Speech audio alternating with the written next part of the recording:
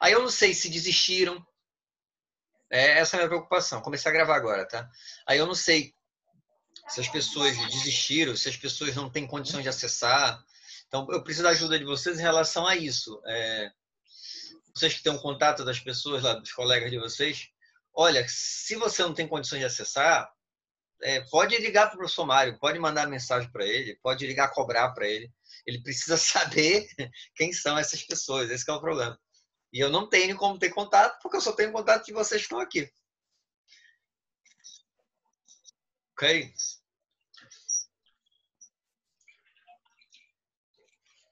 Tá. A gente acabou a parte lá de legislação, aquela parte básica de legislação previdenciária e trabalhista. Vocês sabem que existe sábados letivos, vários sábados letivos. Esse sábado agora é da quarta-feira. A gente não vai dar aula dia de sábado, mas a gente vai passar alguma atividade do sábado. No período que a gente estava de quarentena aí, a primeira aula, eu dei uma aula para o pessoal da eletrotécnica. Poucos participaram, mas eu gravei essa aula. Então, essa aula ficou gravada com assunto de ergonomia. Eu acho que, não sei se tu assistiu, Lucas, naquela época. Então, o dever de casa para Não, vocês... professor, acho que eu não assisti não, olha. Não, sem problema. O dever de casa de vocês vai ser justamente assistir essa aula, porque eu vou passar um exercício com base nesta aula, entendeu? Então, ela está gravada no YouTube. O link dela... Espera aí, só um segundinho. Tá. Então, eu coloquei agora no chat, tá? Então, só que começar a assistir, deixa eu colocar aqui, começar a assistir em 2 horas, mas a partir de 25 minutos.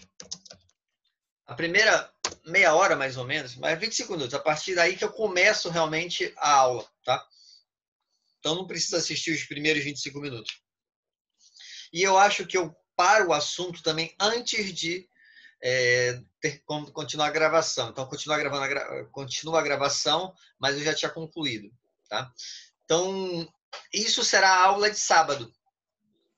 Porque aulas de sábados, elas não são para serem ao vivo, mas a gente vai poder passar um exercício, pode passar um vídeo para vocês assistirem. Então, esse assunto seria o assunto da próxima quarta. Ao invés de ser o assunto da próxima quarta, eu já vou passar isso para vocês assistem, eu vou passar um exercício posterior, e aí eu já queria iniciar, porque como a gente está com um semestre mais curto, eu já quero iniciar na próxima aula, se eu acabar o assunto de hoje, com a parte de NR10, que eu acho que é a parte mais importante dentro da área de segurança para vocês. Entendeu? Então, por isso que eu vou adiantar essa parte dessa aula, que essa aula de sábado é a aula de ergonomia. Estão entendendo, Alcifra e Paulo? Eu sim, professor. Paulo, tá ouvindo? Oi, professor. Ok? Não, só para saber se estava ouvindo. Então, ok. Oi, professor. Fala. Não tem nenhum link que possa colocar no cigarro, eu queria entrar no computador. Eu estou no celular.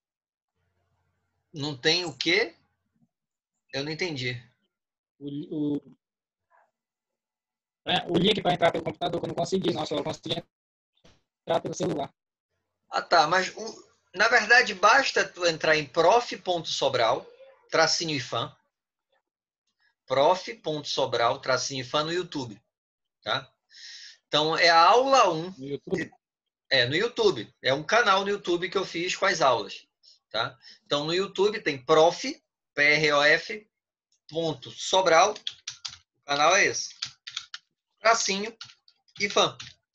E nesse canal vai ter a aula Ambiente, Segurança e Saúde, que é o nome da disciplina de vocês, aula 1. E eu ainda coloquei entre parênteses, a partir de 25 minutos. Tá? Então, se tu colocar no YouTube Ambiente, Segurança e Saúde, tracinho, aula 1, a partir de 25 minutos, vai chegar lá. Mas se tu quiser só colocar prof.sobral e procurar lá, também tá. Então é no YouTube. Tá fácil de achar, acho eu. Ok, Paulo? Eu estou me referindo para agora. Não entendi? para assistir a aula agora. Tá. E qualquer coisa, o meu número, eu vou colocar aqui, mas eu já passei meu número algumas vezes. 999-658483. 999-658483. Tá? A aula da semana passada está lá no YouTube também, tá? Na verdade, eu estou guardando todas essas aulas no YouTube e no Spotify. Então, para gastar menos internet, você pode ouvir. Vai estar lá no Spotify. O canal é igualzinho. prof.sobral_fan no Spotify. Ou prof.sobral_fan o vídeo no YouTube. Ok? Isso é para facilitar a vida de vocês de acesso. Mas qualquer coisa, qualquer problema, pode mandar mensagem para mim. 999-658483. Ok? Então, eu vou começar o assunto, não sei se vocês lembram, mas antes da pandemia, a gente tinha visto aquela parte de legislação e a gente tinha visto a parte de combate a incêndio. Então, eu vou revisar só essa parte de sistema de combate a incêndio hoje. E aí a gente fica no mesmo período que a gente estava, no mesmo ritmo de aula que a gente estava antes da pandemia. Ok? Entrando mais um aqui. RAS1, não sei o que, tarará. Deixa ele logo entrar, que aí já começo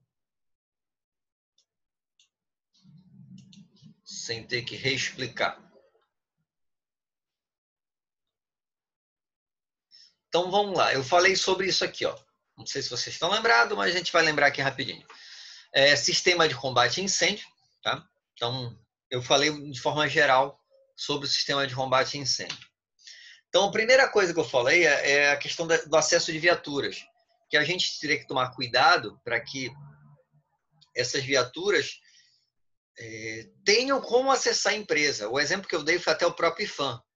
Uma das áreas mais críticas do IFAM é a biblioteca, e porque tem papel, né? E é uma das poucas áreas que não teria como um carro dos Corpos de Bombeiros chegar até lá, porque não tem abertura, não tem passagem, tá? Então, imagina uma empresa que tem um depósito de inflamáveis, que geralmente é lá no fundo. E esse depósito não tem acesso de viatura até lá, então seria um problemaço. E aí tem padronizado a largura que tem que ter para o caminhão, do Corpo de Bombeiros, 6 metros, a altura, 4,5 metros. Tá? E além disso tudo, o caminhão de Corpo de Bombeiro é pesado, né? Então, peso que esse piso tem que aguentar, 25 toneladas por eixo.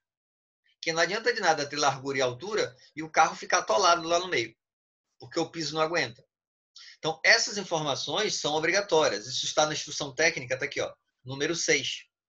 Tá? Então, número 6 de 2011. Por exemplo, agora lá na Constantino fizeram lá a passagem de nível, e se eu não me engano é 4,5 metros. Que aí o caminhão mais alto está emperrando lá. Se for menos do que isso, já está irregular para o Corpo de Bombeiros. Tem que ser pelo menos 4,5 metros, porque senão não passa obrigatoriamente o caminhão. Teve até alguns acidentes lá mas foram com caminhões maiores. Né? Então, esse é o primeiro item. Então, na empresa, a gente tem que tomar cuidado. Eu sei que não são vocês que verificam isso, tá? Mas vocês podem ter uma empresa no futuro, coisa e tal. Vocês precisam saber o básico. Então, isso aqui é uma informação básica.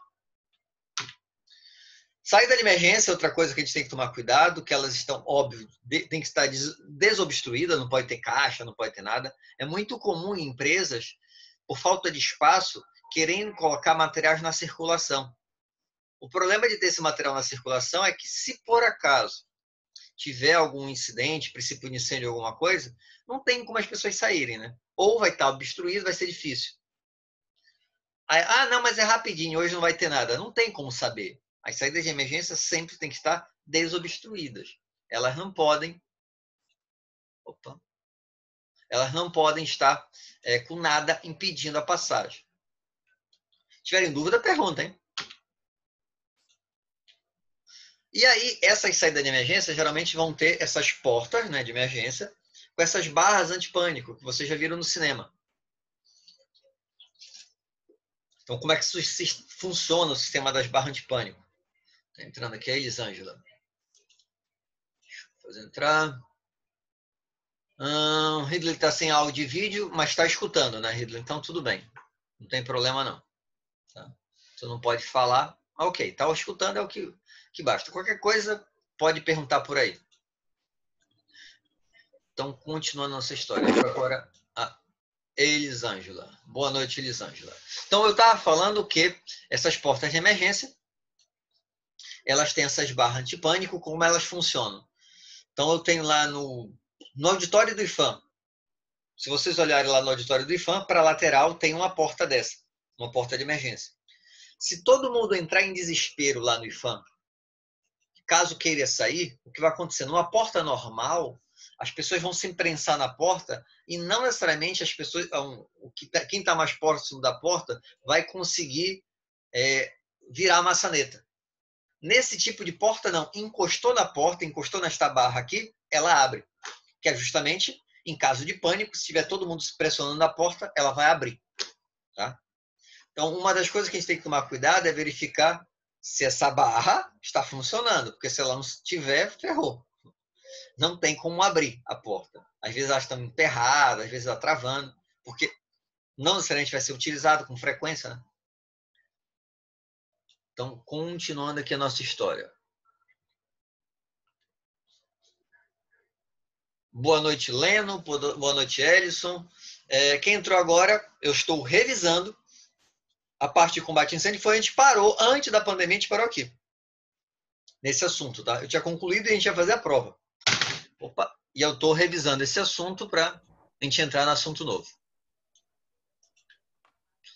Outro item que a gente tem que tomar cuidado é a questão de luminárias de emergência. Tá? Então, lá no IFAM vocês já devem ter visto desse tipo daqui. E tem até dessa outra também. Essa aqui é um pouquinho mais cara. Mas geralmente tem essa aqui que não tem esses refletores. Que é um pouquinho mais baratinha. É na faixa de 20, 30, 40 reais. Depende do modelo. Essas luminárias, lógico, faltou energia, elas ligam. Elas não vão iluminar. Elas são só um balizamento.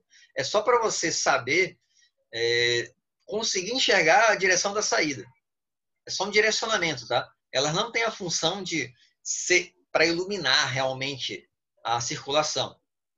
É só um direcionamento para você não ficar perdido. Eu lembro que lá no IFAM, sei lá, uns 4, 5 anos, teve um dia que faltou energia e boa parte dessas luminárias estavam queimadas. Não faz mais tempo, porque na época a gente não tinha, nem todo mundo tinha celular. Então faz bem mais tempo. E o que aconteceu? Era um breu completo. Não tinha, estava chovendo, não tinha lua, estava só nuvem e a gente não conseguia enxergar. Hoje, mesmo que eu não tenha a luminária de emergência completa, todo mundo tem celular, liga a lanterna no celular, já ajuda bastante. Tá? Mas eu lembro que nesse dia foi horrível. A gente não conseguia nada, se esbarrava nos corredores de tão escuro que estava. Tá? Então, a luminária de emergência, ela não tem a função de iluminar totalmente o ambiente, mas te dá um balizamento, um direcionamento por onde você tem que ir. Essa é a função dela. E isso tem que ser testado periodicamente. Então é só desligar, tu aperta lá no botão de desligar e ela acende. Porque ela fica o tempo todo carregada. Tem uma bateria e ela acende. Qualquer dúvida, é só falar, tá? Continuando nossa história. Como eu estou dizendo, eu estou lembrando aqui o que a gente viu na última aula. Sinalização de emergência. Então, por exemplo, isso aqui é uma carência lá no IFAM. A gente não vê sinalização de saída. Sim? Alguém falou? Não, só o microfone aberto, tá? Então, deixa eu fechar. Então, lá no IFAM a gente não tem essas sinalizações. Vocês, por exemplo, estão ali na sala, vocês vão sair por onde? Pela escada lá da esquerda, vocês vão sair pela rampa, vocês vão sair pela escada ali central da biblioteca, que a sala de vocês é bem central. O certo, o correto era vocês saberem por onde tem que sair. Na hora que não tem um direcionamento, o que pode acontecer?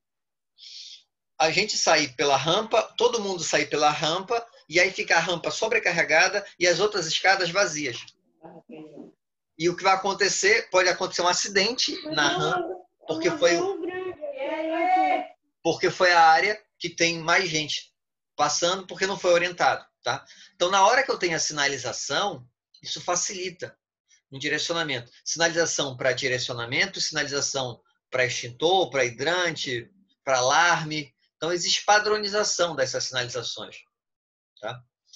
Isso está tudo na instrução técnica número 20. Então, se algum dia vocês forem trabalhar numa empresa ou construir uma empresa, alguma coisa assim, a padronização, não, eu vou pintar aqui diferente, esse bonequinho é muito simples, eu quero fazer diferente. Não, isso é tudo padronizado, justamente para que qualquer um que olhe saiba o que significa.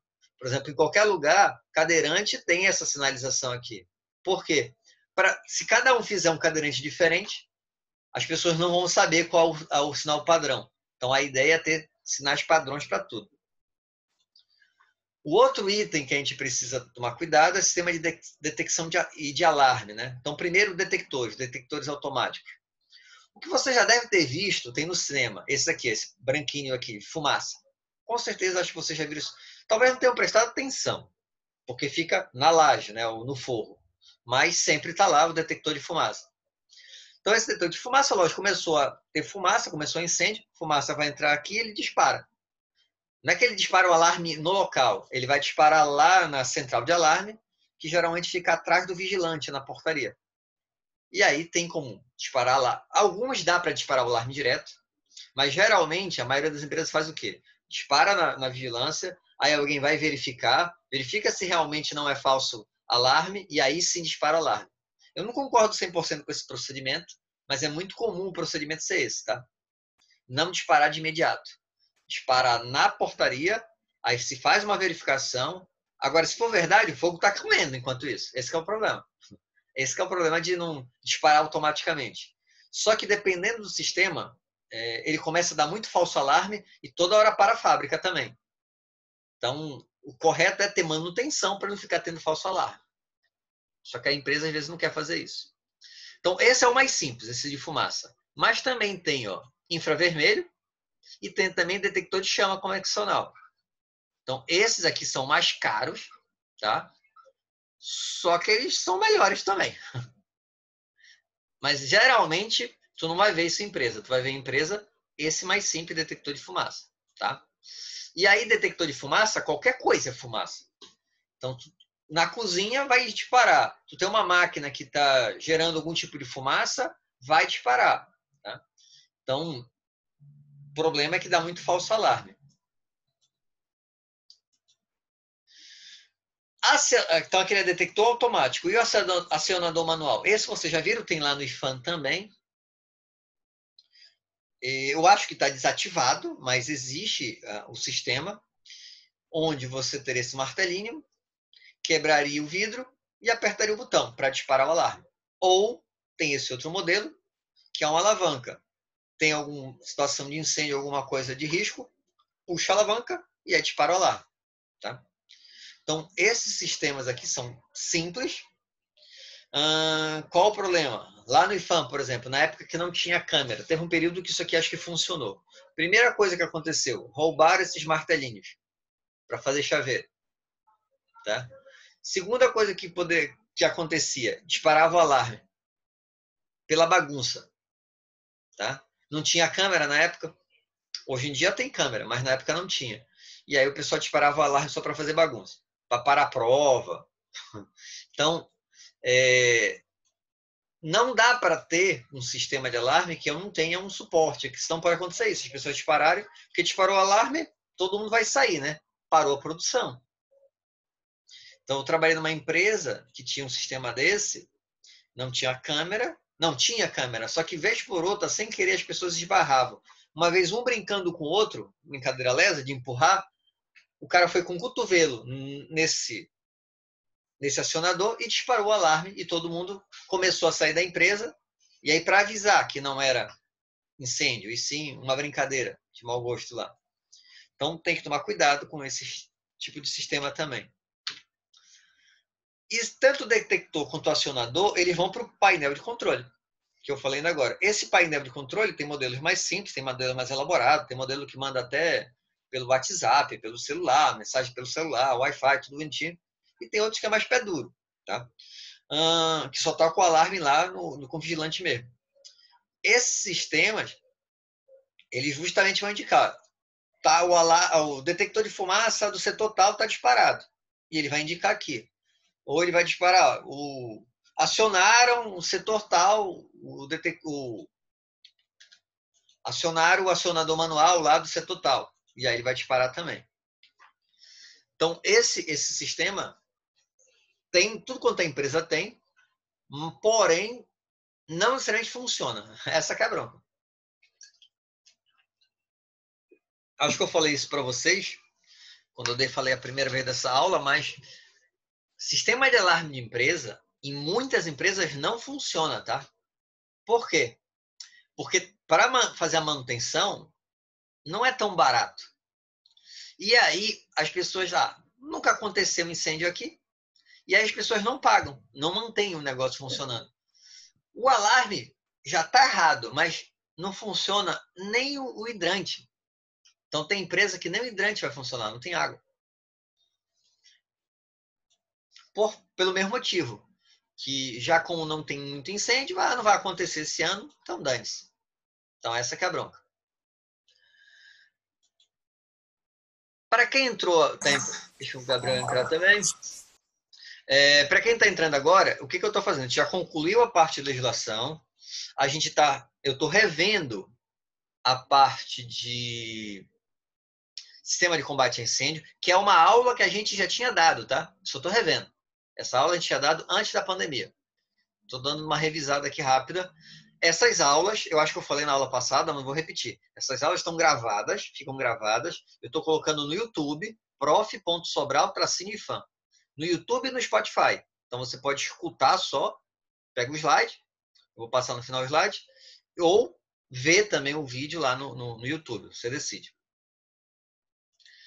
Continuando nossa história. Qualquer dúvida, perguntem, tá? Chuveiros automáticos sprinklers. Também vocês já viram isso no shopping, no cinema, no estacionamento do shopping tem também. Como é que funciona? Eu tenho esse sistema aqui, essa tubulação cheia d'água pressurizada, ou seja, água sob pressão o tempo todo.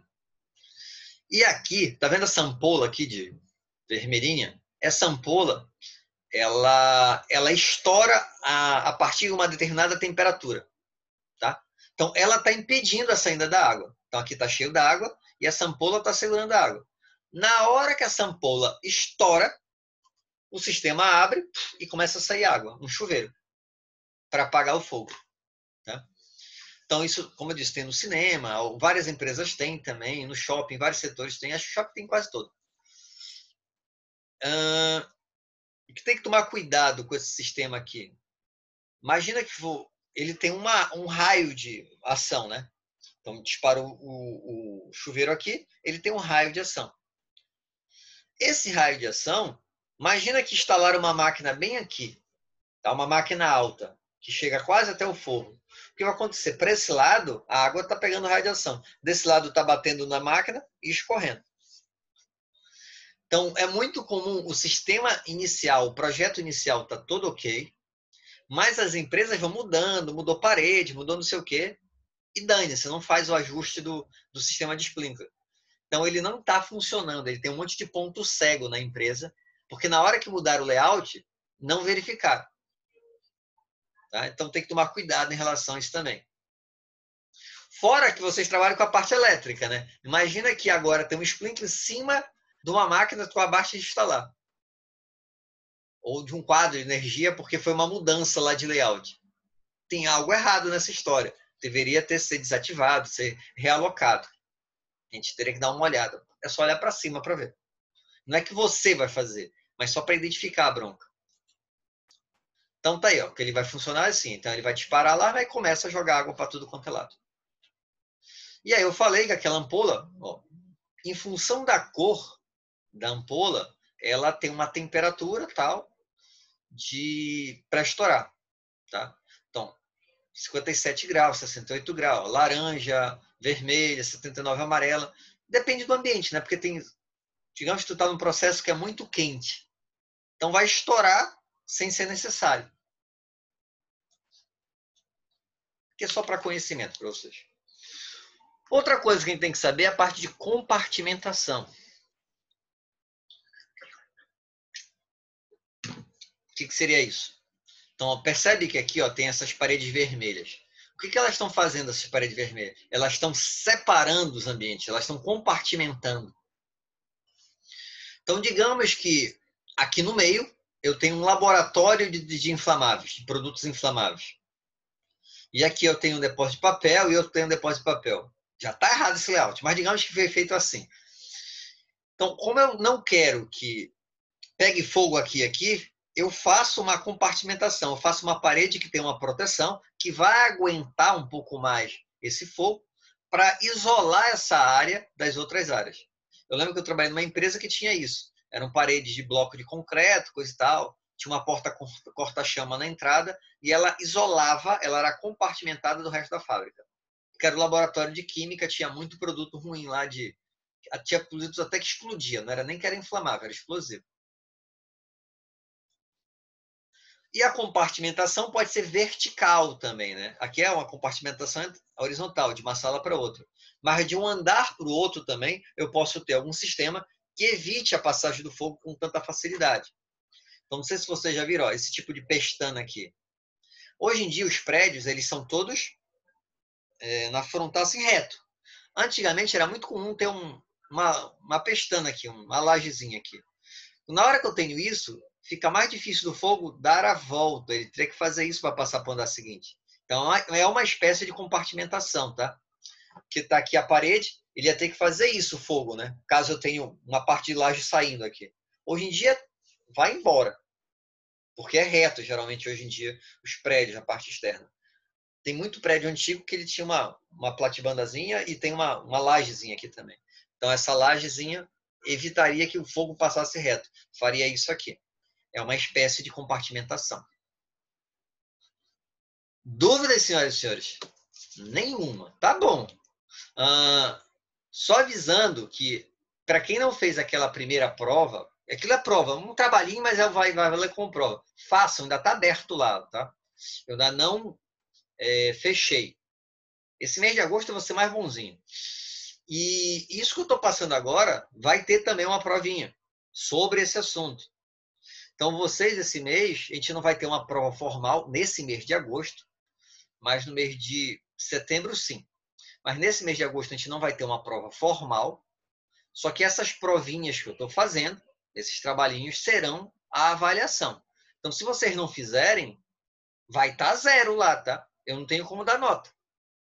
Então, se alguém ainda não fez, corre para fazer, ok? Se tiver alguma dificuldade, coisa e tal, entre em contato comigo. Já passei meu número várias vezes. 999-658483. Continuando nossa história. E aqueles que não estão no grupo, se alguém não estiver no grupo, avisa, manda mensagem, sei lá o quê, sinal de fumaça, dá teu jeito aí para avisar também para esse pessoal. Que eu falei no início, eu preciso saber quem é que não tem acesso.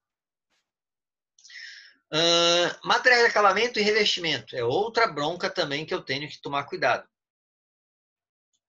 Até eu lembro que eu citei para vocês o caso da Boate Kiss. A Boate Kiss foi material de revestimento. Revestimento acústico. Mas lá, na verdade, eu até falei para vocês na época que eu estava lendo um livro, na época, sobre a Boate Kiss. Eu achava que tinha sido um material realmente de revestimento acústico. Não, eles colocaram os colchões lá de espuma e é por isso que deu bronca. Tá? Então, eles fizeram um revestimento acústico artesanal. E aí, quando pegou fogo nesse revestimento acústico, gerou gás tóxico lá e matou Deus e o mundo. Tá? Então, a gente tem que tomar cuidado com o material de acabamento e revestimento que a gente está utilizando, primeiro, para saber se ele não é inflamável, ou até se ele não é tóxico, que não foi o caso de lá. A maioria de lá não morreu do fogo. E, geralmente, no incêndio não se morre do fogo. Se morre asfixiado. Só que lá eles morreram, foi intoxicados. Tá? Eles morreram até meses depois intoxicados. Então, material de acabamento e revestimento é outro item que a gente tem que dar uma olhada. Válvulas. Que válvulas? Está aqui, ó. Do hidrante, por exemplo. Essas válvulas que tem, esses registros que tem. O que eu tenho que tomar cuidado nesses registros, nessas válvulas? Primeira coisa que é importantíssima. Essas válvulas precisam ser lubrificadas periodicamente. Volto a falar, eu sei que não são vocês. Eu só estou dando uma geral para vocês. Por quê? Porque parte dessas válvulas ficam na área externa, pegando chuva. Vai corroer e no dia que for abrir, quebra. Não vai funcionar. Então, se a manutenção não ficar periodicamente, mensalmente, lá de tanto tempo, fazendo essa lubrificação, não vai adiantar. Outra coisa, aqui dentro tem umas borrachas, né? Ressecam também. E aí, com o tempo, tem que trocar também. Então, qualquer tipo de registro tem que ser feita essa verificação. Em relação aos hidrantes, propriamente dito, por exemplo, lá no IFAM, é muito raro a gente ver as mangueiras arrumadas. Elas estão socadas dentro lá das caixas de hidrante. Qual é o problema? Se a mangueira está arrumada, que nem essa aqui, é mais fácil de você pegar a ponta dela e já vai direto. Ou só desenrolar e vai direto. Agora, se ela está embolada, imagina que primeiro tu vai ter que desembolar toda a mangueira para depois colocá-la no hidrante para depois apagar. E o fogo pegando. Então, a gente precisa fazer com que essas mangueiras estejam todas organizadinhas lá na caixa de hidrante. Na hora que elas estão emboladas e jogadas lá dentro, vai atrapalhar o processo posteriormente, numa situação de emergência.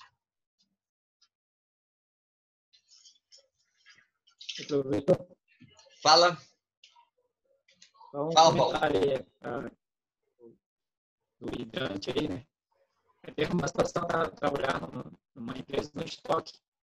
Aí, quando foi uma vez, foi lavar lá o estoque, aí nós fomos usar o hidrante. Estavam quase todos enferrujados, a gente não conseguia mais abrir. Se fosse um incêndio, ia pegar era tudo fogo.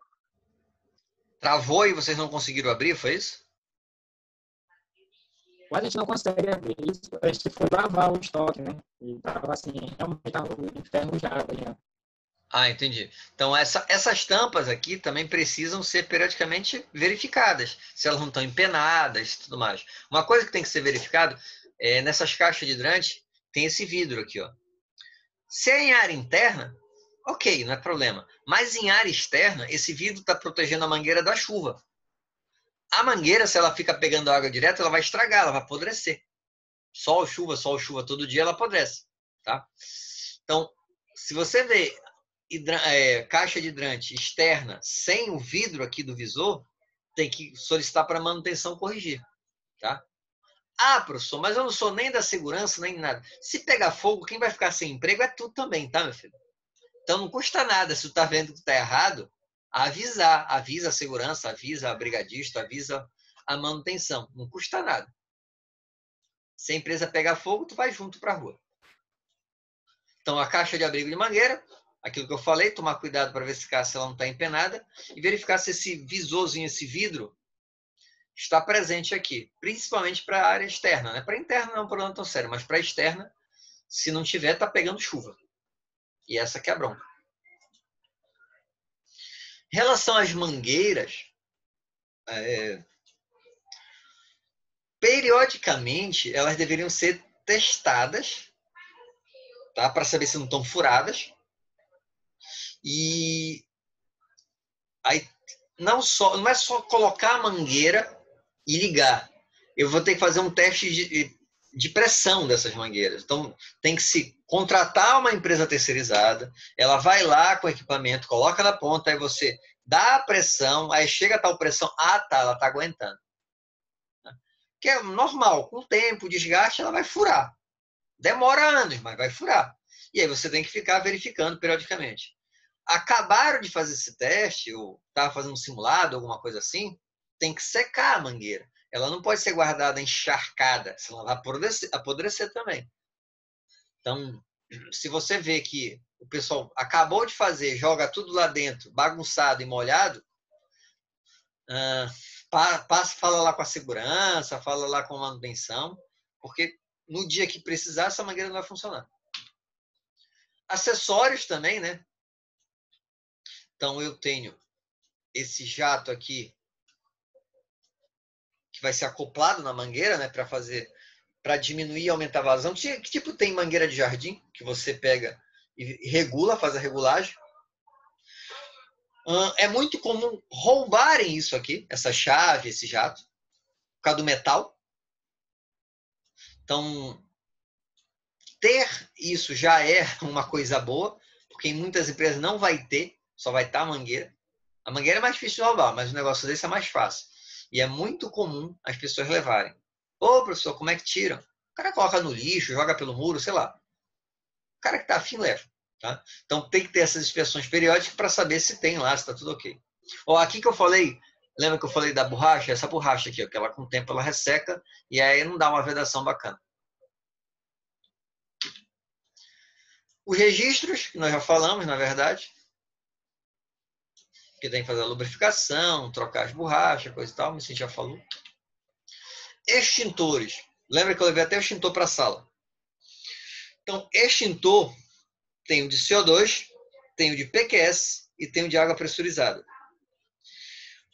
O de CO2 é fácil de identificar, percebe que ele é diferente. Ele tem um difusor. Opa, deixa eu voltar aqui. Ele tem um difusor. Os outros dois não, né? Mas o de CO2, ele tem um difusor. Então, tu já sabe, tem um difusor é CO2. O de PQS e o de água, não, eles são bem parecidos. Ó. Visualmente, lógico, aqui vai estar escrito PQS e aqui vai estar escrito água. Tá? Mas, de longe, fica mais difícil de identificar. Já o CO2, de longe, você consegue identificar. Então, o CO2 não tem um manômetro e tem o difusor. Então, o CO2 é facinho. O de PQS e o de água já são similares. Distantes, eles são iguais. Como é que você consegue identificar? Digamos que está rasgada aqui essa etiqueta ou caiu a sinalização e tu não consegue verificar. Vai estar escrito aqui, mas se por acaso estiver rasgado, tu bate nele e eles têm um som diferente.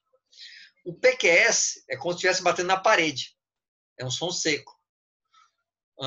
Como se fosse maciço. O de água é como se fosse um sino. Tu bate, ele faz pem, tá?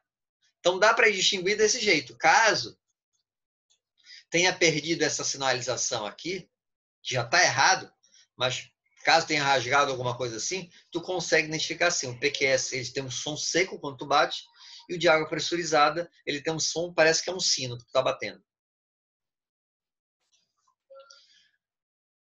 Ó, aí vai ter isso no rótulo. Ó, extintor de pó químico seco pressurizado, babá. Então, é por isso que eu estou dizendo que não dá para se enganar, porque vem lá, ó, extintor de água tipo pressurizado indireto. Só que se esse rótulo estiver rasgado, aí ferrou. Aí só batendo mesmo para identificar. Caixa d'água. Nós falamos sobre isso também. Ó, caixa d'água, eu tenho uma parte de consumo, eu já vou explicar, e uma reserva técnica de incêndio. Como funciona isso? Vocês têm um volume de água, em qualquer caixa d'água, de edifício, essas coisas, para consumo. Tu percebe que a tubulação sai aqui do lado. O que acontece? Essa água toda aqui é utilizada para o banheiro, para vaso sanitário, para torneira e tudo mais. Só que tem uma hora que ela vai acabar aqui, mas ainda tem água. É reserva técnica. Então, apesar da caixa d'água ser tudo isso, a água para consumo, a tubulação da água de consumo é aqui em cima. A água de incêndio é aqui embaixo, porque se por acaso tu usar toda a água para consumo, para torneira e tudo mais, ainda tem água, que é a reserva técnica. Okay? O que é muito comum as pessoas fazerem, acabou a água, pega lá a mangueira do hidrante, vai fazer lavagem com a água do hidrante. E aí ele vai acabar com a reserva técnica. Então, e tu não sabe quanto é que vai ter incêndio? Se for naquele dia, ferrou. Então, uma coisa que eu aprendi na primeira empresa que eu trabalhei, vai ter um dia que vai ter que fazer a limpeza da caixa d'água. Nesse dia, a empresa está mais indefesa, né? Porque não tem água. Vou ter que fazer. Naquele dia, você não vai fazer nenhum serviço a quente. Ou seja, não vai fazer solda, não vai trabalhar com maçarico, não vai fazer nada a quente. Não vai trabalhar com a parte elétrica. Nada. Nada que tenha a possibilidade quente. Então, vai ser feito um fim de semana para lavagem da caixa d'água, vai se avisar a seguradora, vai se dizer que não tem nenhum serviço a quente e ok. Porque caso aconteça alguma coisa, para o seguro, foi avisado e você tomou os procedimentos necessários. Mas que vocês entenderam aqui, tem uma área de consumo e uma reserva técnica que é só para o incêndio. Dúvidas? Falem, tá? Vocês estão vivos ainda? Estão, né? Só estou vendo o Ellison vivo aqui. que os outros nem não aparece a cara. Paulo está vivo também, segundo ele. A gente tá aqui, professor. Não, ok. Entrou mais um agora. Não sei quem foi, deixa eu ver aqui. Entrou mais o Motorola One, não sei o quê. Deixa eu ver. Gabriel, o Hillary está vivo. Gabriel deu boa noite aqui, então acho que a maioria está vivo. Boa noite, professor. Boa noite, Motorola. Quem é você? Eu não sei porque entrou com esse nome, mas eu sou o Pablo, professor. Tá, mas entra como Motorola? Eu não tenho como saber. Pode ser vários Motorola. Eu não sei como é que troca o nome. Se tu não sabe, muito menos eu. Mas bora lá. Eu tô revisando a parte de combate a incêndio, sistema de combate a incêndio. Mas não te preocupa não, vai ser o Pablo agora. Estava falando em caixa d'água. Vamos continuar aqui. Casa de bombas. Tudo bem, eu tenho água lá na caixa d'água. Boa noite, Zanara. Agora vocês querem tudo mostrar que estão vivos, né? Boa noite, Leno. Todo mundo dando boa noite para dizer que está vivo. Ok. Então, casa de bombas. A caixa d'água está cheia, tá? Tem o hidrante tudo bonitinho. Só que na hora que tu vai ligar o hidrante, tu liga o hidrante, coloca a mangueira, sai água, mas não tem pressão. Tá? Não adianta eu ter água na caixa d'água se ela não dá pressão. Então, para isso, eu vou ter que ter uma casa de bombas. Então, eu vou ter que ter lá 2 bombas, porque não adianta ter só uma, porque se queimar não tem nenhuma. Então, o certo é eu ter 2 bombas para pressurizar o sistema, para eu poder fazer o lançamento dessa água. Porque não adianta ter água se eu não tenho pressão no sistema. Eu trabalhei numa empresa, quando eu entrei nessa empresa, eu tenho por hábito ir na casa de bomba ver como é que está. Uma empresa de 1.200 funcionários. Nessa empresa, cheguei lá na casa de bomba, só tinha uma bomba e a que tinha estava queimada. Ou seja, não tinha bomba. Uma empresa de 1.200 funcionários.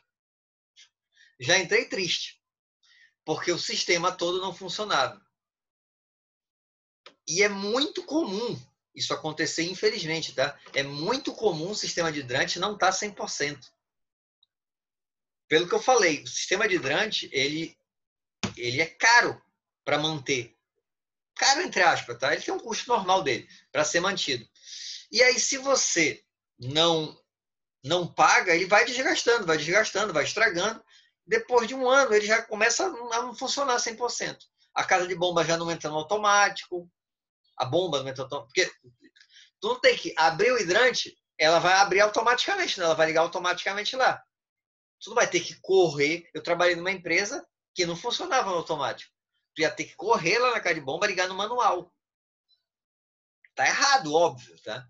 Mas como as empresas, não todas, mas muitas empresas, não querem gastar com o sistema de hidrante, então é muito comum o sistema de hidrante não funcionar nas empresas. O que isso tem a ver com vocês? Se não funcionar e pegar fogo, vocês estão na rua também. Então era bom vocês se preocuparem. Tá. Aqui não é bem fogo, mas é relacionado à emergência, que seria material de contenção. O que é isso? No caso de derramamento de produto químico, de vazamento de produto químico, existe esse tipo de pallet. Esse pallet aqui, ó, derramou, ele é maior justamente para fazer a contenção do material. Tá? Então tinha um vasilhame aqui em cima, ele derramou, ele fica aqui dentro mesmo do vasilhame. Então é um pallet que algumas empresas que têm produto químico, eles trabalham. E também eu tenho esses materiais que são absorvedores para fazer tá vazando um produto químico, tá derramando. Você coloca assim em volta, como se fosse macarrão de piscina, parece, mas é um negócio tipo esponja que ele vai sugar o produto químico. Tá? Então tem vários materiais, aí você vai colocar uma luva, coisa e tal, e vai fazer a limpeza. É muito comum levarem a luva, às vezes também a gente vai colocar uma vassoura aí, é muito comum levarem a vassoura, levarem a pá. Não é porque roubam para casa, não. Levam para outro setor da empresa. Aí o dia que precisar não tem. Ó, o material que usa, esses materiais aqui, isso aqui é vermiculita. Como se fossem umas pedrinhas. Só que elas são tipo esponjosas, elas sugam o produto químico. Então, você joga sobre aquela área que está vazando, vai sugar, depois tu varre e está resolvido. Limpa e está resolvido. Agora, só que para varrer eu tenho que ter a pá, eu tenho que ter a luva, eu tenho que ter a vassoura. E é muito comum levarem isso. Tá? Então, tem que tomar cuidado em relação a isso também. E a parte de sistema de produção de descarga termosférica, que você acha, não sei se isso tem a ver com vocês, se vocês trabalham com essa parte ou não, pessoal da eletrotécnica, que a gente chama de SPDA, né? Sistema de Produção de Descarga Termosférica, tipo para-raio, mas o nome certo é SPDA. Então, esse para-raio também é muito comum não estar funcionando nas empresas. Porque na hora que fizeram o início da fábrica, o projeto inicial, tá tudo lindo. Só que tudo precisa de manutenção. Tudo precisa fazer manutenção periódica. Como é uma coisa que as pessoas não utilizam assim, não veem, não ficam olhando o tempo todo, o pessoal não faz manutenção. É que nem hidrante. Só vai se pensar no hidrante quando pega fogo. Só vai se pensar no SPDA no dia que cair um raio e queimar tudo. Tá? Então, é outro item que também precisa ser verificado, porque se cair um raio e não tiver o para-raio, o que vai acontecer? Se o sistema não estiver funcionando, pode começar um incêndio, né? Na empresa, porque não tem um sistema adequado. Então, esse item, vocês trabalham com essa parte? Vocês sabem se na grade de vocês tem alguma coisa a ver com isso ou não? A parte SPDA? Estou perguntando, eu não sei. Vai ter, acho que obrigatoriamente vai ter, sim. Tem, né? Faz parte da grade de vocês. Eu não sei a grade de vocês, mas deve ser mais na frente, vocês devem ter alguma coisa sobre isso. Ok. Eu acho que já agora, em instalação predial, provavelmente já vai ter isso, né? Então, bacana. É uma coisa que vocês têm que... E, como eu estou dizendo, é muito comum não estar funcionando nas empresas. Já trabalhei em várias empresas que não funcionavam. Porque o que tem que ser feito? De tempos em tempos, eu acho que anualmente tem que fazer uma inspeção, que é com equipamento chamado termômetro, que é justamente para verificar se ele ainda está levando. Se passar energia, ele ainda está levando para a Terra ou não. Porque se ele deu uma isolada lá por algum motivo, já era. Então, isso tem que ser verificado também. Tem uma inspeção periódica e tudo mais. Isso é tudo obrigatório, tá, legalmente. Só que as empresas, como não tem fiscalização, fica por isso. Aí só quando acontece a bronca é que correm atrás. O outro item que vocês têm que ter uma noção é da brigada. Então, a brigada de emergência, tem gente que chama de brigada de incêndio, tem gente que chama de brigada de emergência. Eu prefiro chamar de brigada de emergência, porque brigada de incêndio dá a entender que é só para incêndio. Emergência é qualquer tipo de emergência. Tá? Então, acho mais interessante chamar de brigada de emergência. Como funciona a brigada de emergência?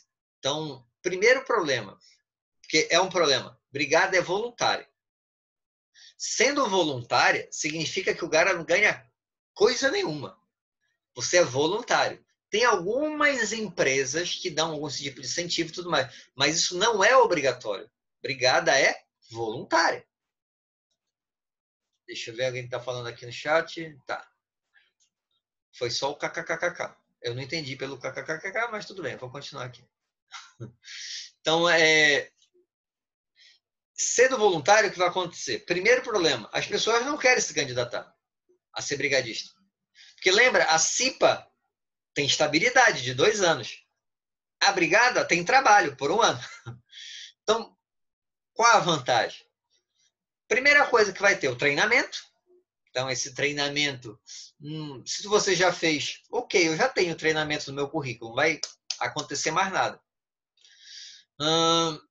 Fora isso, fora o treinamento, eu digo para os trabalhadores que isso é verdade, há uma obrigatoriedade legal de ter tantos brigadistas na empresa, de acordo com o tamanho da empresa. Então, vou inventar aqui, por exemplo, numa empresa de tantos funcionários tem que ter 30 brigadistas. Ok. Se por acaso, agora que eu não entendi pelo coisa nenhuma, eu não lembro mais, Ridley. O Ridley falou que ele riu por causa do pelo coisa nenhuma. Eu nem lembro do coisa nenhuma, mas vamos lá. Então, se por acaso, tenho 30 brigadistas, se por acaso eu quero demitir funcionários, como eu tenho uma obrigatoriedade de ter 30 brigadistas, teoricamente eu não vou demitir o pessoal da brigada. Isso, na teoria, está certo. Na prática, é mentira. Dificilmente vão verificar antes se é da brigada ou não. Cipeiro vai, vão ver. Por quê? Porque cipeiro tem estabilidade. Mas o brigadista não tem estabilidade. Então, se eles quiserem demitir, dane-se que eu vou ter que dar treinamento de novo para um ou outro. É muito comum demitirem. Tá? Então, não serve isso de argumento. E o terceiro argumento, e esse é verdade que eu utilizo, é: meu filho, se pegar fogo e não tiver ninguém na brigada, vai pegar fogo e todo mundo está desempregado. Isso é verdade. Então, geralmente eu falo, olha, a gente precisa de algumas pessoas, não é um trabalho, assim, é só inspeção, coisa e tal, e tem que estar apto, vai fazer alguns simulados, ou seja, de tempos em tempos a gente vai lá ligar a mangueira, vai simular a utilização da mangueira para as pessoas saberem como utilizar, vai fazer simulado de derramamento de produto químico para a pessoa saber como trabalhar naquele momento, vai fazer simulado de primeiros socorros, então, para poder colocar na maca, saber como transportar e tudo mais. Então, isso tudo precisa ser feito, porque caso aconteça um problema na empresa, as pessoas sabem como agir. Então, por exemplo, lá no IFAM, se eu estou na sala de aula, caio, quebra a perna, o que vocês vão fazer? Vai tudo embora e acabou. Não tem um procedimento. Lá, vocês acham que sabem, tem um ambulatório, né? Então, qual era o procedimento? Se dá para eu aguentar ali, chamar alguém no ambulatório, a pessoa viria com uma maca, vocês ajudariam a colocar na maca para levar. Porque se eu cair e quebrei a perna, sei lá o quê, e vocês mexerem, pode piorar a situação. Então, como ninguém, acho que não é, mas se tiver alguém, tudo bem. Como ninguém é socorrista, não vai saber como agir, nem eu. Eu sei a teoria, mas a prática eu não sei. Então, nesse caso, o que eu tenho que fazer? Chamar o profissional de saúde que existe lá no Instituto. Numa brigada, teoricamente, o brigadista ele vai ter essa orientação. Só que não se empolguem tanto com essa orientação, porque o treinamento de brigada, ele é um treinamento de, sei lá, quando é muito, 2, 3 dias. Isso é um treinamento longo, tá? Geralmente vai ser um dia. E num dia, ninguém vai aprender 100% a primeiros socorros, manuseio de extintor, de hidrante. Em um único treinamento, não. Então, a ideia é ter o treinamento, depois faz os simulados, coisa e tal, continua com alguns treinamentos para manter e para a pessoa pegar prática. Lógico, quando o cara já é brigadista há muito tempo, tem bons treinamentos, ele já tem uma boa noção. Mas o primeiro treinamento, eu que não quero ser salvo por esse brigadista. Porque ele não tem a habilidade suficiente num único treinamento de, às vezes, 8 horas. Lembrando que até a parte teórica aí no meio.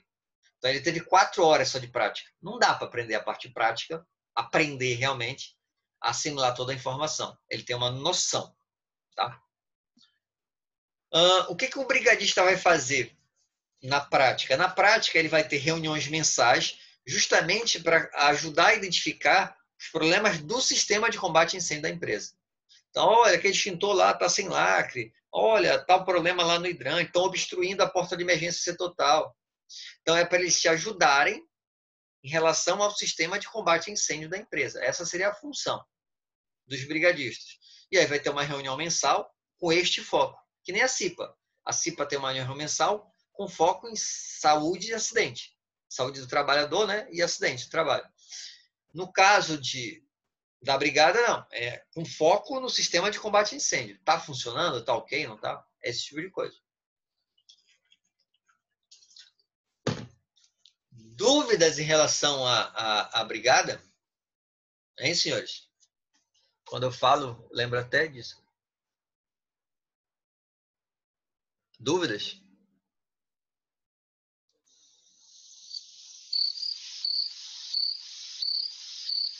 Ninguém Não, fala nada? Alguma dúvida? Nada, tá vendo? Fala, Paulo. até o momento não. Teu áudio tá ruim, Paulo, eu não tô escutando. Os outros, tem um outro áudio aqui que tem a ver com vocês também, já que vocês estão devagar. Espera aí. Para vocês acordarem.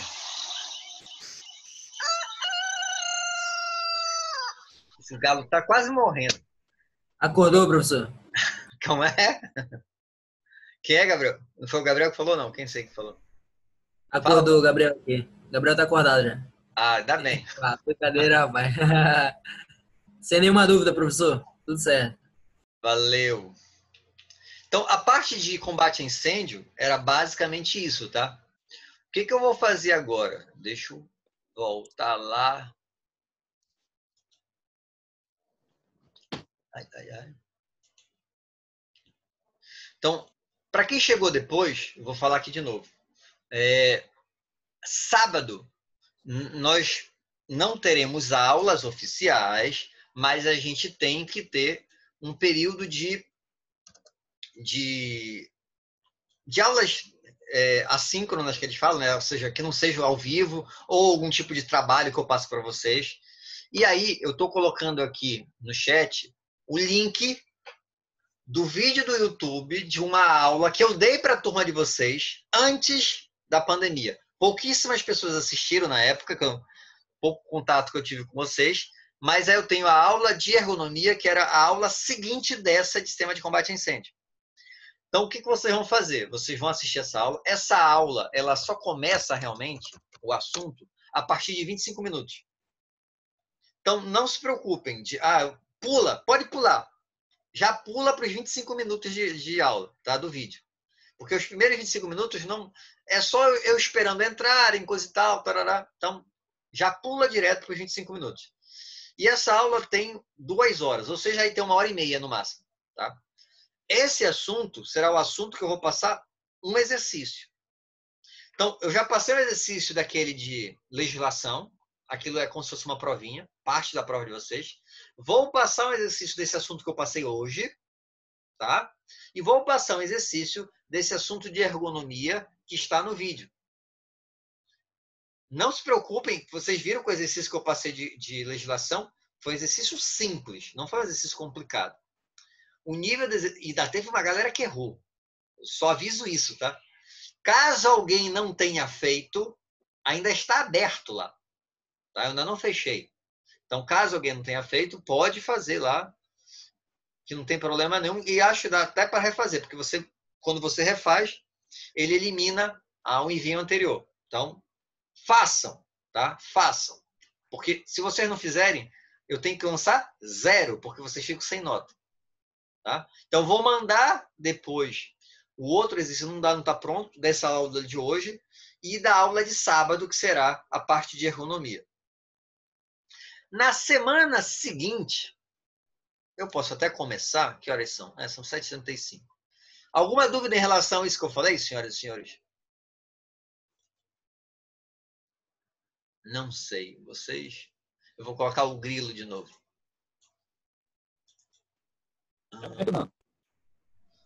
Tranquilo, né? O professor tá entendido. Tá. Aquilo só que eu já falei. Tentem achar as pessoas, aí avisar as pessoas que não puderam assistir, que ainda não mandaram o exercício. Porque se elas não mandarem, eu não tenho como fazer milagre, tá? E aquelas pessoas que não têm como acessar a internet para entrar em contato comigo, para ver como é que eu faço, mas se não entrarem em contato, aí ferrou. Tá. Então, tentem fazer isso aí. Em relação à ergonomia, deixa eu só dar uma geral de ergonomia, porque eu não vou começar outro assunto, não. Só deixa uma geral, que aí vocês, quando assistirem, já têm uma noção. Ergonomia, geralmente, as pessoas pensam em ergonomia como sendo postura, mobiliário. Não é isso, tá? Isso é uma parte só da ergonomia. Ergonomia é muito mais do que isso. Então, qual é a definição de ergonomia? Ergonomia é o estudo da adaptação do trabalhador, ou melhor, do trabalho ao trabalhador.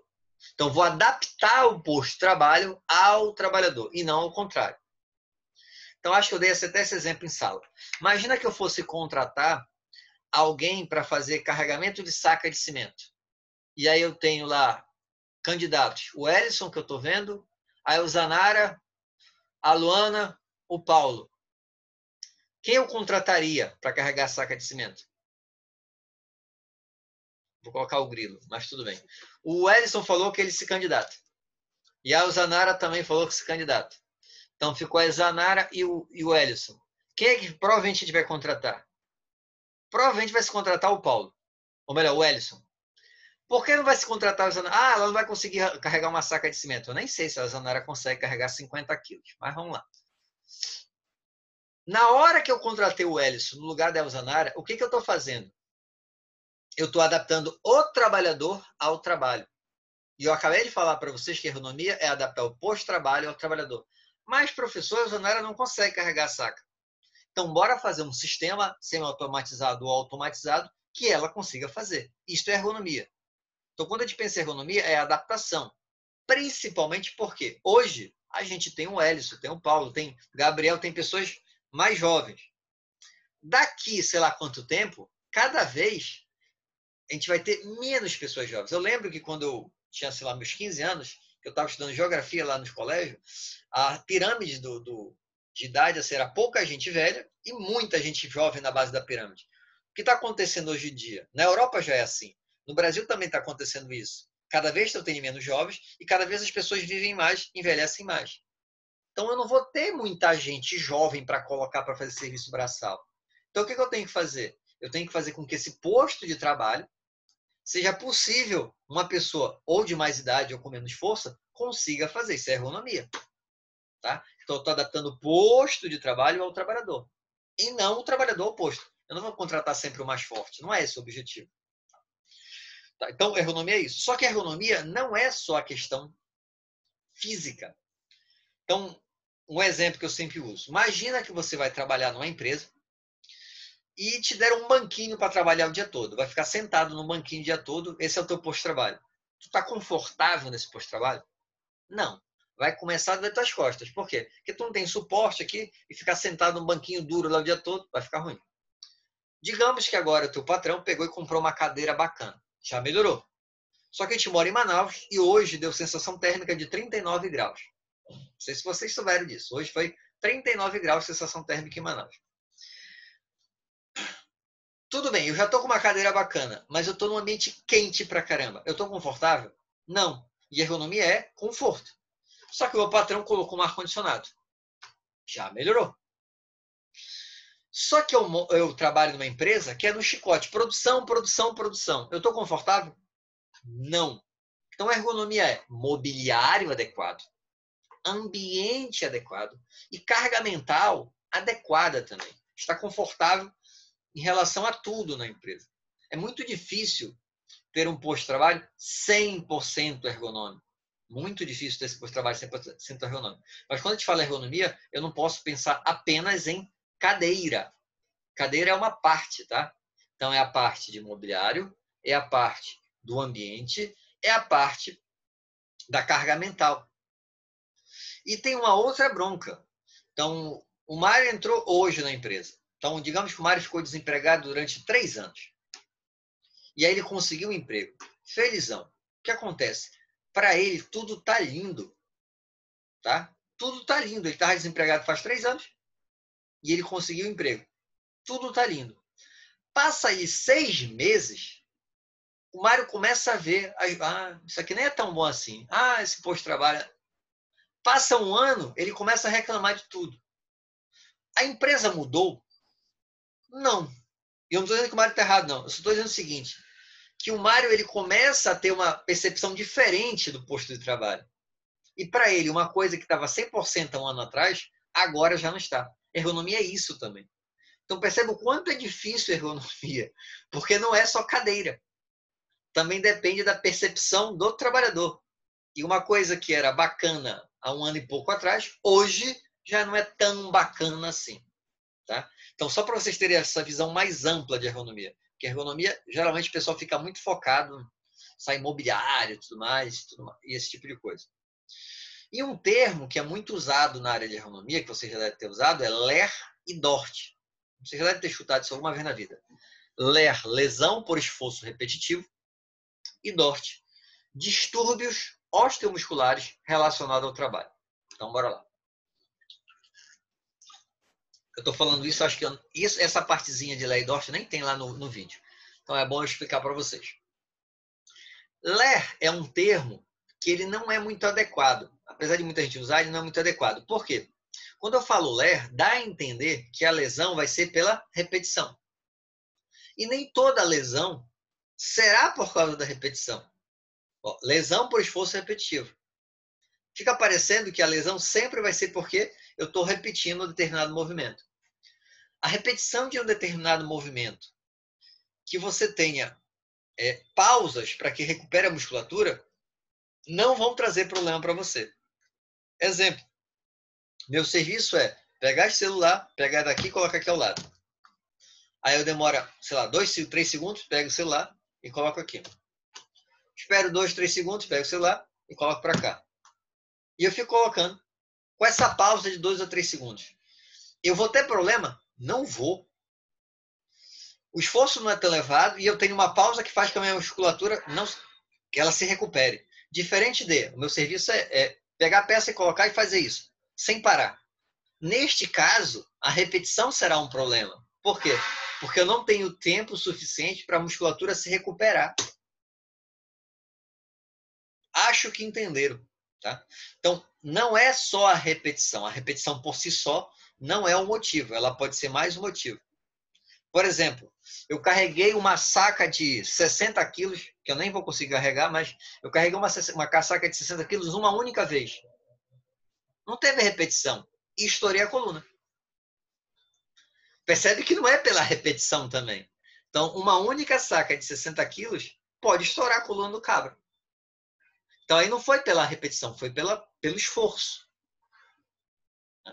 Então, por isso que esse termo está errado. Aí, criaram o termo DORT, distúrbios. Percebe que não são doença, qualquer tipo de distúrbio. O que é distúrbio? Por exemplo, vocês já foram dormir com uma dorzinha nas costas, na perna e tudo mais, e no outro dia estava 100%. Tu não estava doente, tu estava só com distúrbio, tu estava com desconforto. Então, distúrbios osteomusculares, osteo vem de osso, musculares de músculo, então distúrbios osteomusculares relacionados a quê? Ao trabalho. Percebe que esse conceito é melhor, porque ele está dizendo que são distúrbios dos ossos, dos músculos, relacionados ao trabalho. Ler não falava nem de trabalho. Tá? Então, esse conceito é mais interessante. Dúvidas, senhoras e senhores? Acho que não. Mas se tiverem, fala.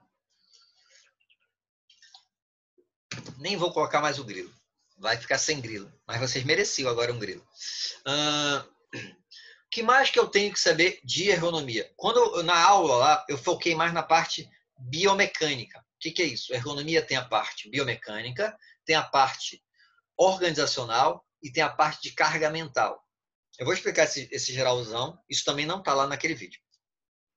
Então, a parte biomecânica é essa parte que vocês conseguem perceber melhor. Mesmo não sendo da área, vocês entendem que carregar peso faz mal, que repetir uma determinada atividade muitas vezes faz mal. Tá? Então, essa parte aí é a parte biomecânica, de esforço físico. Tá? E essa é a parte que as pessoas que não são da área de segurança, de ergonomia, conseguem visualizar de forma mais fácil. Na aula lá que está gravada, eu falo bastante dessa parte biomecânica. Tá?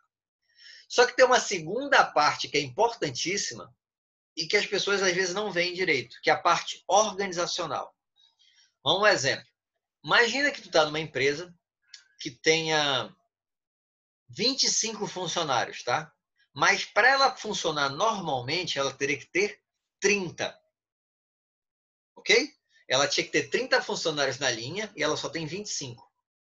Adianta ter uma cadeira bacana, ar-condicionado, escambau? Não. Por uma questão organizacional, 25 estão fazendo serviço de 30. E aí não tem jeito, né? Vai ser um esforço muito grande. Alguém colocou alguma coisa aqui no chat. Ok, Luana. Depois verifica se ele pode assistir. Se ele não puder assistir, porque o Jânio não está podendo entrar por causa da internet. Se ele puder assistir depois, sem problema. Não precisa ser necessariamente ao vivo.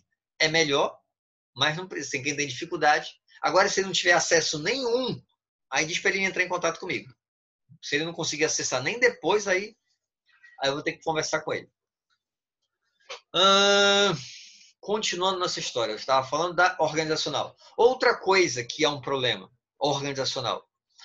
Imagina que na tua empresa todo dia tem hora extra. Todo dia tem hora extra. Então, tu já trabalha 8 horas, e tu vai trabalhar mais 1h30, digamos, todo dia de extra. Será que isso é um desgaste para o trabalhador? É. Mas o problema é a cadeira? É o ambiente? Não. É a organização que está fazendo um processo que está tirando o couro do trabalhador ali. E eu vou chegar, chefe, o senhor está errado. Essa que é a bronca, tá? Então, é um problema organizacional. Mais um exemplo de problema organizacional. Tem uma linha de produção, e essa linha de produção, vocês sabem como é, não para, né? Vem a peça, e você coloca a peça, do lado está colocando outra peça, tendo uma esteira e não dá para sair de lá. Aí tu quer ir no banheiro, o que tu faz? Tu levanta a mão e vem um reserva, fica no teu lugar e tu sai para ir no banheiro, para beber água, qualquer coisa assim. Tem muitas empresas que não têm esse reserva. E aí? Aí tu tá ferrado, tá? Não adianta, tu não vai poder sair. Isso é um problema organizacional. A cadeira está adequada, o ambiente está adequado, o mobiliário está adequado, mas a organização não está 100%. Então, a ergonomia tem a parte biomecânica, tem a parte organizacional e tem a outra parte que é de carga mental, que eu vou dar alguns exemplos agora. Por exemplo, o teu chefe todo dia te dá esporro. Todo dia reclamando, esculhambando. Isso é um problema? É um problema de carga mental. Tu começa a ficar chateado de trabalhar. Então, o mobiliário está bacana, o ambiente está bacana, a organização está bacana, mas ali, ó, no chicote, reclamando, isso é um problema. Outro exemplo, monotonia. Não sei se vocês já viram. Uma vez eu fui numa empresa que ela fazia cerveja. Não vou dizer o nome da empresa. Mas é o que acontece. Lá passava uma garrafa, eles limpam a garrafa, né? Uma garrafa de vidro, lava a garrafa e passa a garrafa limpa. Atrás dessa garrafa limpa tem uma luminária. Qual é o serviço do cara? Ficar olhando para ver se a garrafa está limpa. Para verificar se não entrou nenhum bichinho nem nada. Imagina tu ficar lá o dia todo olhando se a garrafa está limpa. Tem uma hora que tu dorme. Eu falando aqui, tem uma matádia já dormindo, imagina só olhando para a garrafa. Então, monotonia é um serviço que gera uma imensa carga mental. Pô, professor, mas é tranquilo esse serviço. Não é não, rapaz. Você tem que ter algum tipo de atividade. Se você não faz, isso é uma atividade, mas é uma atividade que exige uma concentração muito grande, que é uma carga mental violenta para você. Mais um exemplo de carga mental. Imagina que na tua atividade exija que você decore muitas coisas. Por exemplo, imagina a caixa de supermercado que ela entrou hoje. Hoje ela está até bacana, tá? Porque hoje tem código de barra para quase tudo. Mas e fruta, verdura e tudo mais? Ela tem que decorar. Qual é a carga mental aí? Como ela não tem decorado, ela tem que buscar lá no papel. E a fila está aumentando, e xingando ela. E ela tem que fazer rápido. Não há uma pressão psicológica em cima dela? Demais. Tá? Então, o mobiliário está bacana, a organização está bacana, mas a carga mental é violenta em cima do trabalhador. Então, vocês percebem que existe ergonomia relacionada à parte biomecânica, existe ergonomia relacionada à questão organizacional e existe ergonomia relacionada à carga mental. Ok, senhoras e senhores? Tá? E fora isso, ainda tem as situações pessoais, tá? As condições pessoais. Por exemplo, uma pessoa mais idosa, uma pessoa que está grávida, uma pessoa que tem, sei lá, um problema físico, que tem um vício, que bebe. Isso tudo vai influenciar também. Que se alimenta mal, que é sedentário.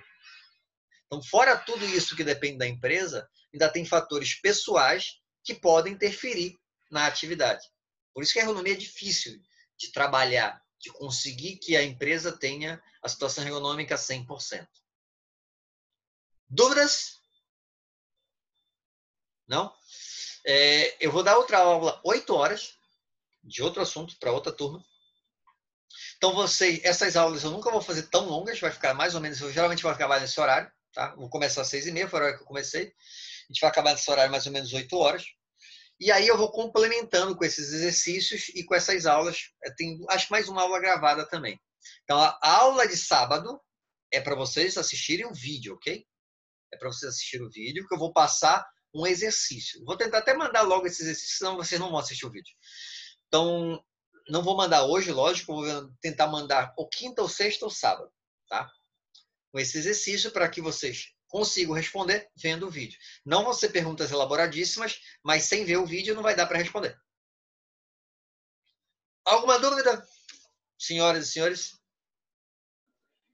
Professor, Fala. essa gravação da aula, ela fica disponível onde? Pelo Cigar, é? No YouTube, prof.sobral_fan. Todas as Ah, aulas sim, estão. sim. Estão no Ok. YouTube e estão no Spotify. Spotify, prof.sobral_fan. Tá? Então, todas as aulas que eu estou gravando, de vocês e das outras turmas, estão em prof.sobral_fan, no YouTube e no Spotify. Caso queira só ouvir para lembrar, tá lá no Spotify também. Ok? Mais alguma coisa? Ok, professor. Obrigado. Mais alguma coisa, senhoras e senhores? Não? Então, só de novo, tentem entrar em contato com as pessoas para avisar para eles, senão eles vão reprovar por frequência, por falta, por tudo. Tá? Então, eu preciso saber quem é que está com dificuldades e tudo mais, porque senão não tem como eu entrar em contato com esse pessoal. Então, me ajudem aí a chamar esse pessoal de volta. Então, boa noite, senhoras e senhores. Já sabe o link, se alguém tiver dificuldade, 999-658483. 999-658483, meu celular. Tá? Mas eu já deixei o link aí no chat para vocês. E aí, qualquer coisa, podem entrar em contato. E está lá no prof.sobral_fan. Então, boa noite. Até quarta-feira. Tchau e bênção. Boa noite.